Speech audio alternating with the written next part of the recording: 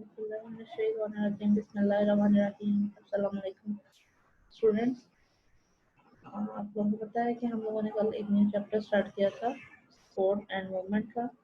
उसमें मैंने आप लोगों को बताया था कि हम जिस तरह से हमने लास्ट लेक्चर में हर चीज़ जो भी हम टॉपिक पढ़े, thermoregulation, osmoregulation, exposition, हर टॉपिक जो है हमने प्लांट्स में भी इसकी पढ़ी थी, कैसे कैसे तरीकाकार उसका चलता है, और एनिमल्स में भी पढ़ा था। इसी तरह से हम स्पोर्ट एंड मूवमेंट प्लांट और एनिमल दोनों में पढ़ेंगे। तो अब हमने स्पोर्ट पढ़नी शुरू की हुई है प्लांट में, हमने उसका इंट्रोडक्शन वगैरह देख लिया था। अब हम लोग देखने लगे हैं tissues which provide support to the plants और स्क्लेरेन्काइमा सेल्स, ठीक है, और कोलनकाइमा सेल्स। आप लोगों ने पहले शुरू में इंट्रोडक्शन में एक एक लाइन पढ़ी थी कि कोलनकाइमा सेल्स जो है वो यंग स्टेम को सपोर्ट प्रोवाइड करते हैं, जबकि स्क्लेरेन्काइमा सेल्स जो हैं वो एडल्ट जो सेल्स हैं उनको सपोर्ट प्रोवाइड करते हैं। Sclerenchyma cells, they have thick secondary cell walls usually impregnated with lignin and organic substance that make the walls tough and hard. Sclerenchyma cells जो हैं उनकी थिक सेकेंडरी वॉल होती है जिनमें लिग्निन प्रेजेंट होती है। लिग्निन, व्हाट इज लिग्निन अगर आप पूछे तो क्या है, काफी आगे लिखा हुआ लिग्निन के बारे में। An organic substance that make the walls tough and hard, जो कि सख्त बनाता है वॉल को, ठीक है ना। लिग्निन क्या है, एक ऐसा ऑर्गेनिक सब्सटेंस है जो कि वॉल को, जिस भी वॉल में प्रेजेंट होगा, जिस सेल वॉल में प्रेजेंट होगा, प्राइमरी सेकेंडरी टर्शियरी किसी भी वॉल में अगर वो लिग्निन प्रेजेंट है, ठीक है, तो सेकेंडरी वॉल्स में यहाँ पे लिखा हुआ है thick secondary walls usually impregnated with lignin, तो उसको टफ और हार्ड बना देगा। Most of the sclerenchyma cells are non living. Sclerenchyma cells mostly जो है वो नॉन लिविंग है, लिविंग नहीं होंगे। Their primary function is to provide support to the plant parts. Sclerenchyma का प्राइमरी फंक्शन प्लांट के जो पार्ट्स हैं उनको सपोर्ट प्रोवाइड करना है, ठीक है। एक तो ये कि स्क्लेरेन्काइमा सेल्स जो हैं लिग्निन इम्प्रेग्नेटेड होता है, लिग्निन उनमें जो है वो मौजूद होता है जो कि वॉल को टफ एंड हार्ड बनाता है। दूसरा, स्क्लेरेन्काइमा सेल नॉन लिविंग है, ये उसका दूसरा कैरेक्टर, पहला। दूसरा, तीसरा जो है स्क्लेरेन्काइमा का प्राइमरी फंक्शन जो है स्क्लेरेन्काइमा सेल्स का, वो सपोर्ट प्रोवाइड करना है प्लांट के पार्ट्स को। There are three types of sclerenchyma cells: fibers, sclerids और vessels. Fibers जो हैं वो क्या है, they are long and cylindrical. They may exist as solid bundles in xylem or as bundle cap. तीन तरह के टाइप के sclerenchyma cells जो है वो तीन टाइप के सेल्स जो हैं वो मिलके बने होते हैं, से मिलके बने होते हैं। फाइबर्स, सक्लेरिड्स और वेसल्स। फाइबर्स जो हैं ये ट्रैकिड्स ब्रैकेट में लिखा है, ये फाइबर्स का पुराना नाम है, और ट्रेकिया लिखा हुआ है वेसल्स के साथ ब्रैकेट में, ये वेसल्स का पुराना नाम है। तो अब जो ट्रैकिड्स थे उनका नाम फाइबर के तौर पे वो जाने जाता है, और ट्रेकिया जो थे वो वेसल के तौर पे जाने जाते हैं। फाइबर, जैसा कि आपको उसके नाम से ही पता है फाइबर किस तरह का होता है, लॉन्ग थ्रेड धागा टाइप का होता है, ठीक है, लॉन्ग सिलेंड्रिकल होगा, और सॉलिड बंडल के तौर पे ये जाइलम में या फिर जाइलम बंडल कैप्स में जो है वो मौजूद होगा। उसके बाद सक्लेरिड्स जो हैं ये शॉर्टर होते हैं फाइबर से, ठीक है, फाइबर ज़्यादा लंबे होंगे और सिलेंड्रिकल होंगे, फाइबर शॉर्ट होंगे फाइबर की निस्बत, और सीड कोट में और नट शेल्स में पाए जाते हैं और प्रोटेक्शन प्रोवाइड करते हैं, ठीक है। सक्लेरिड्स जो हैं वो सीड कोट्स में और नट शेल्स में पाए जाते हैं और सपोर्ट प्रोवाइड करते हैं। वेसल जो हैं वो क्या है, long tubular structure join end to end to form long water conducting pipe in xylem. Vessels जो हैं end to end tubular structure हैं, ट्यूब्स की तरह, ठीक है, जैसे पाइप्स या ट्यूब्स आपस में एक ट्यूब दूसरी से जुड़ी है, दूसरी तीसरी से जुड़ी है, तो ये एंड टू एंड एक दूसरे से जुड़े होंगे और वाटर कंडक्शन का इनका काम होगा। तो ये होगी पहली कैटेगरी सेल्स की, स्क्लेरेन्काइमा सेल्स। नेक्स्ट है collenchyma cells. Collenchyma cells have protoplast and usually lack secondary walls. Collenchyma cells के पास प्रोटोप्लास्ट नहीं होती और सेकेंडरी वॉल्स भी नहीं होती। They have angular thickening in their primary walls. Sclerenchyma में सेकेंडरी वॉल्स होती है और उनकी सेकेंडरी वॉल्स में क्या होती है, लिग्निन होती है, ठीक है। जबकि कोलनकाइमा के बारे में हम पढ़ रहे हैं कि इनमें प्रोटोप्लास्ट होता है लेकिन सेकेंडरी वॉल्स नहीं होती, ठीक है। और इनकी प्राइमरी वॉल्स में एंगुलर थिकनिंग होती है, प्राइमरी वॉल होगी लेकिन उसमें थिकनिंग मौजूद होगी अंदर अंदर। They are usually grouped in strands or cylinders. Parenchyma cells provide support to the young herbaceous part of the plant. Young herbaceous parts को parenchyma cells support provide करते हैं। Young stem, for instance, often have a cylindrical collenchyma just beneath their surface. Young stem को अगर cut करके देखा जाए तो उसकी सरफेस के फौरन नीचे जो है वो सिलेंड्रिकल collenchyma cylindrical फॉर्म में मौजूद होगा.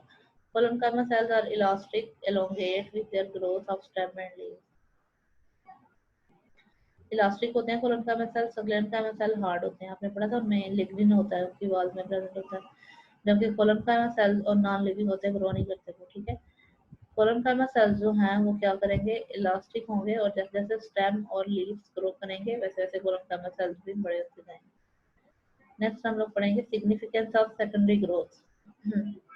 Stem and root often begin to thicken after their apical meristem has produced embryonic or primary tissue. Apical meristem एक दफा बन जाए उसके बाद स्टेम और रूट जो है वो ग्रो करना शुरू कर देते हैं. हमें पता है स्टेम ऊपर की तरफ को जमीन के ऊपर की तरफ ग्रो करता है, रूट जो है वो जमीन के नीचे की तरफ को ग्रो करती है. An increase in plant girth, यानी चौड़ाई जो प्लांट की है उसकी मोटाई प्लांट की, due to vascular cambium and cork cambium is called secondary growth. ये सेकेंडरी ग्रोथ की डेफिनेशन है. And an increase in plant girth due to vascular and car cambium is known as secondary growth.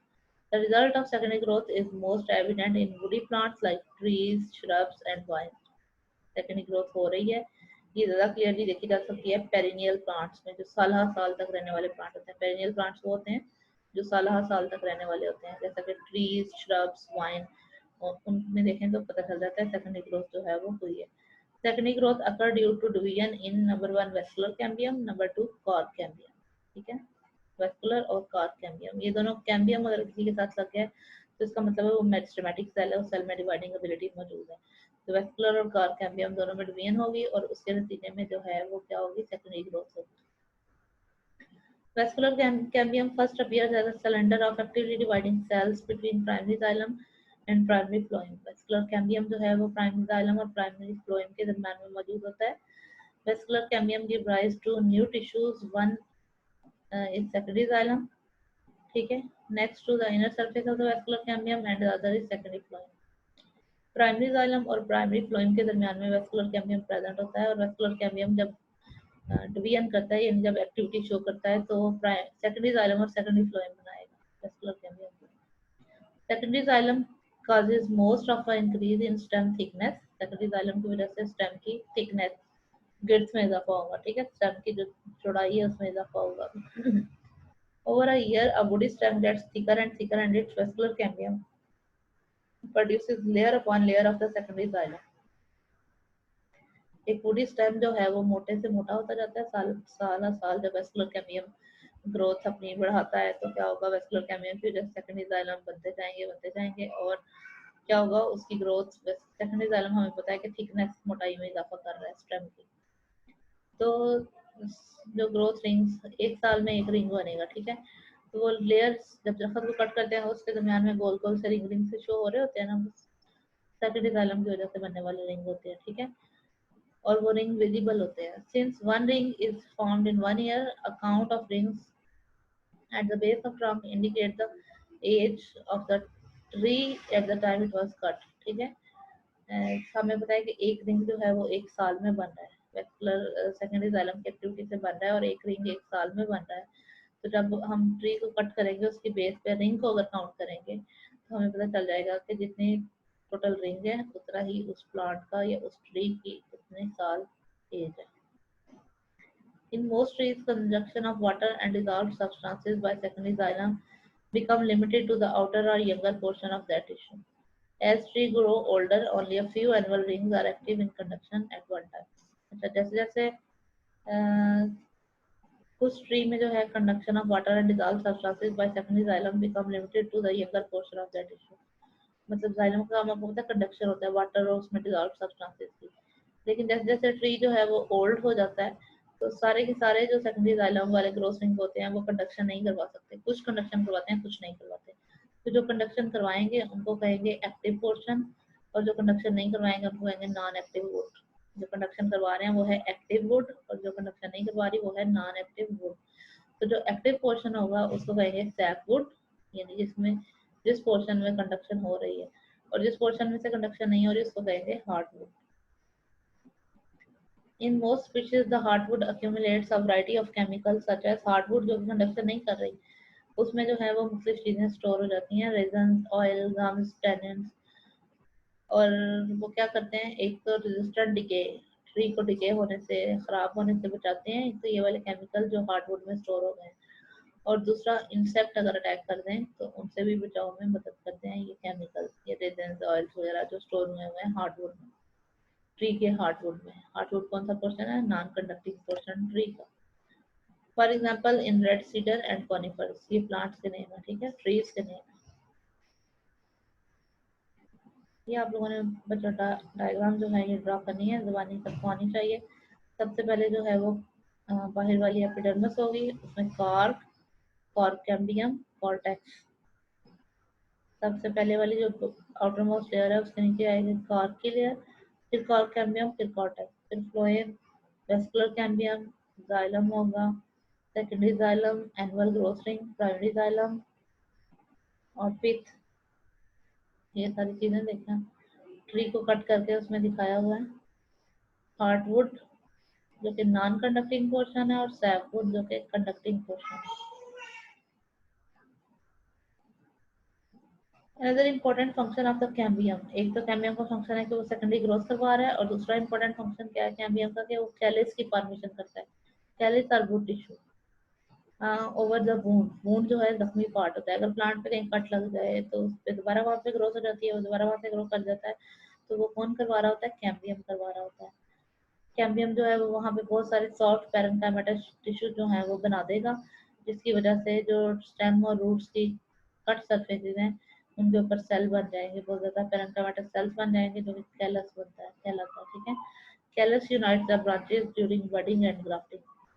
अब वो जो callus callus cell की बहुत ज़्यादा growth है, और जिसमें डिफ्रेंसिएशन अभी नहीं हुई हुई, अनडिफ्रेंशिएटेड ग्रोथ ऑफ सेल, ठीक है, तो ये कैलस कहलाता है। तो ये कैलस जो है वो कौन बनवा रहा है, वो भी कौन बनवा रहा है, कैम्बियम बना रहा है। तो ये उसका दूसरा इंपॉर्टेंट फंक्शन है। पहला इंपॉर्टेंट फंक्शन सेकेंडरी ग्रोथ करता है। आपसे कैम्बियम के फंक्शन भी पूछे जाते हैं, व्हाट पूछे जा सकते हैं, what are the functions of cambium, ठीक है।